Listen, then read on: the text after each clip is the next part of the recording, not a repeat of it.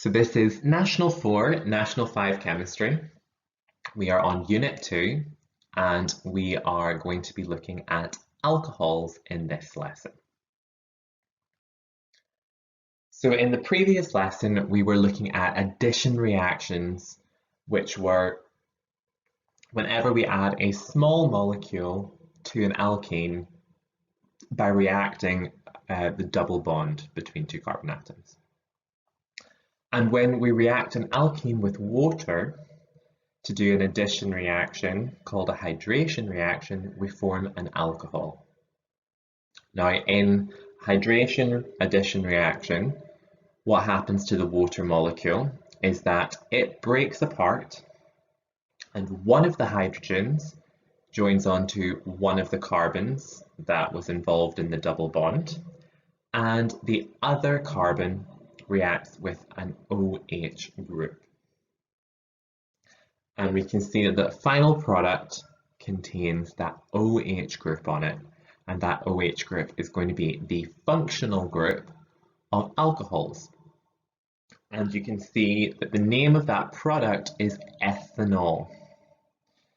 And we're going to look at naming alcohols, but you can tell that a chemical is an alcohol by the fact that it ends in OL.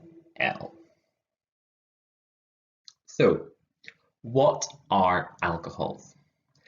Alcohols are a group of compounds containing the hydroxyl function group, the OH group.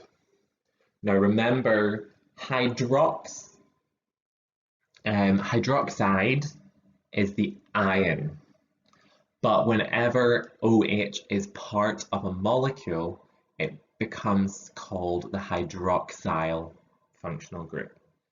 So if that OH is attached to a carbon, we call that a hydroxyl group. And alcohols are another example of a homologous series. The chemical structure of an alcohol can be obtained by replacing one of the hydrogen atoms from an alkane with the hydroxyl group. And you change the ending from ane to anol, or anol. So ethane, if we replace the hydrogen shown in red with an OH, it goes from being ethane to ethanol, or ethanol if you want to call it that way. What is the general formula though?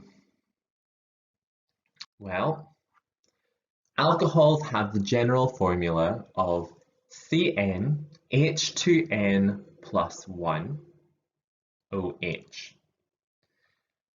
So CnH2n plus 1 OH. So if we had 3 carbons, it would be C3. Then to work out the next part, 2n plus 1, 2 times 3 is 6, plus 1 is 7, so it would be C3H7OH. And we're going to look at some of the alcohols. So the full structural formula, CH3OH, is methanol because it contains 1 carbon atom.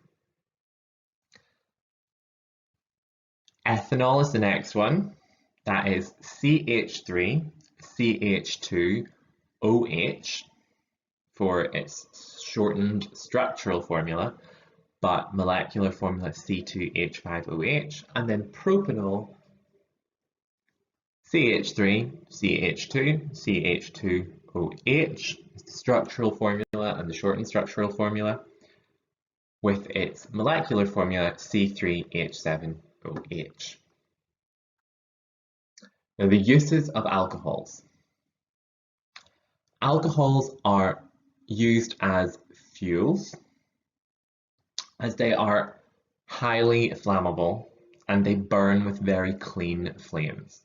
So alcohols can be used as a biofuel. They can also be used as solvents. Now, only one type of alcohol is safe for human consumption, and that is ethanol. So when alcohol is used in the general form of drinking alcohol, that's ethanol. And even then, ethanol can only be consumed at low percentages, because it still is dangerous. That's why alcohol does have effects on your thinking process. Alcohols, quite topically, are also used to kill bacteria. So alcohol hand gel, the main alcohol in that is propanol or butanol. When it comes to alcohols, methanol, ethanol, and propanol are all ones that are miscible with water. That means that they dissolve and don't form layers. But after that, as you increase the length of the carbon chain, they get less and less soluble. So only methanol, ethanol, and propanol can dissolve in water. Now, as the size of the molecule increases, their melting and boiling points increase. And this is due to intermolecular forces. Intermolecular forces are something that you will learn about in higher, should you make the very wise decision to study chemistry next year. Now, when it comes to naming alcohols, and this is our final slide for today, what we do is we look at the longest possible carbon chain which contains the hydroxyl group. We number the carbon atoms from the end of the chain that is closest to the hydroxyl group.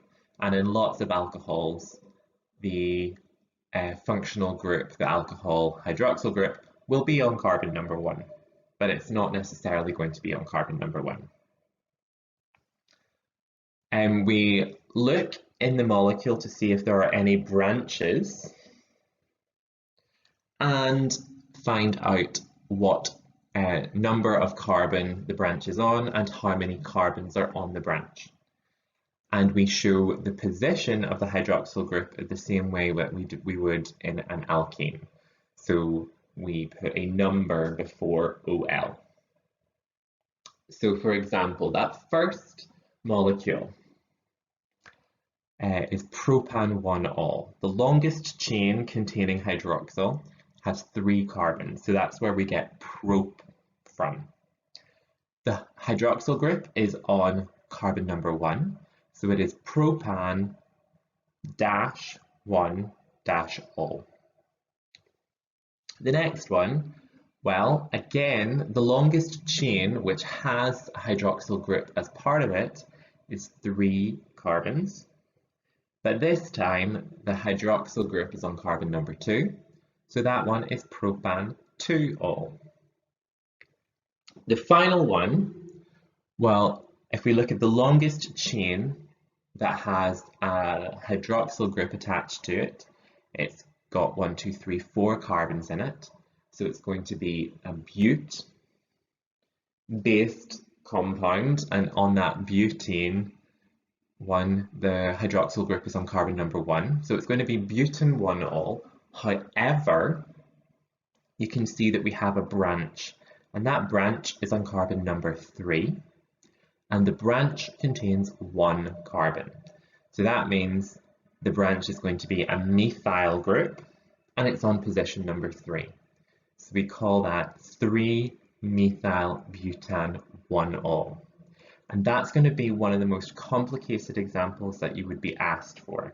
So if you can understand how to name 3-methyl-butan-1-ol, you will be absolutely fine at naming any molecule that they would give you in your final exam, or we would give you in class. So that concludes our section on alcohols, and next time we will look at another type of homologous series.